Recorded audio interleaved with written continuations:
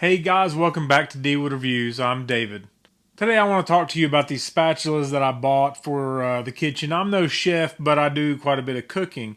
I really love these because they are actually covered in silicone. They have a metal inner core, which gives it the strength to be able to lift items that are a little bit heavier.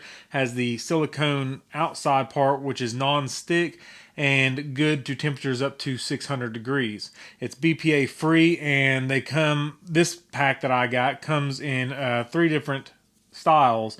That, like, this one's great for flipping pancakes.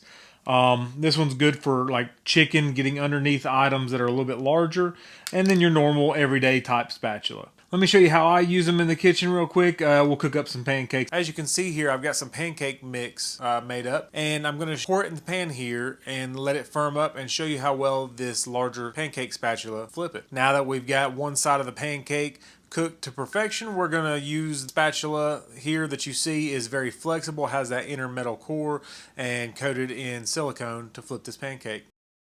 As you could tell, this worked out great for doing pancakes and really made it easy to flip those larger pancakes over without getting them to break or fall apart. If you're interested in these, grab the link down below and get yourself some.